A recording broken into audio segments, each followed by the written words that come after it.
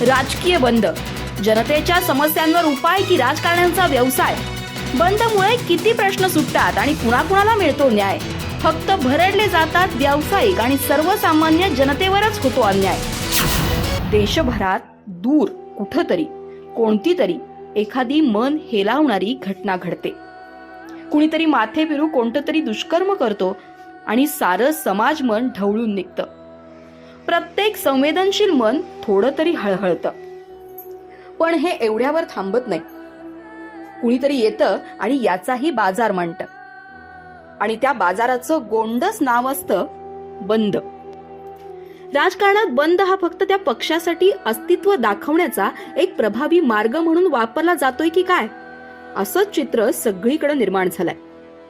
कुठल्याही सामाजिक धार्मिक मुद्द्यांवर राजकीय पक्ष बंदचं हत्यार उचलतात. कुणावर अत्याचार झाला असेल तर शहर बंद, जिल्हा बंद, अगदी राज्य बंदचीही हाक देतात. मग तो बंद यशस्वी करण्यासाठी रस्त्यावर उतरतात. वेळप्रसंगी तोडफोड देखील करतात. एसटी सारखी सार्वजनिक मालमत्ता यांचं पहिलं लक्ष ठरतं. अमुकचा बंद 100% यशस्वी किंवा तमुकच्या बंदला मिळाला उत्स्फूर्त प्रतिसाद, असे मथळे आले की यांचा कार्यभार संपतो. पण त्या मूळ प्रश्नाचं काय? ज्याच्यासाठी बंद पुकारला जातो त्याला न्याय मिळतो का? प्रश्न सुटतात का? याचं उत्तर बहुधा नाही असंच येतं. मग हा अट्टाहास कशासाठी? जनतेच्या हितासाठी पुकारले जाणारे हे बंद प्रत्यक्षात जनतेलाच त्रासदायक आहे. बंदमुळे घडणाऱ्या आर्थिक, सामाजिक आणि मानसिक नुकसानीचा हिशोब मांडण्याची वेळ आली आहे. सर्वसामान्य व्यापारी यामध्ये कसा भरडतो याचा विचार कोण करणार?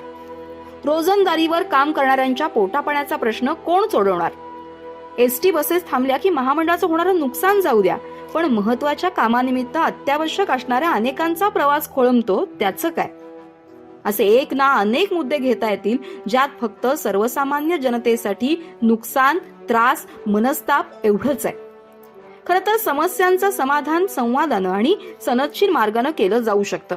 न्यायालयात जाऊन सरकारच्या धोरणांविरोधात आवाज उठवता येऊ शकतो, पण ही एवढी उठाठेव कोण करणार आणि त्यातून प्रसिद्धी कशी मिळणार? समाजामध्ये अस्तित्व कसं दिसणार?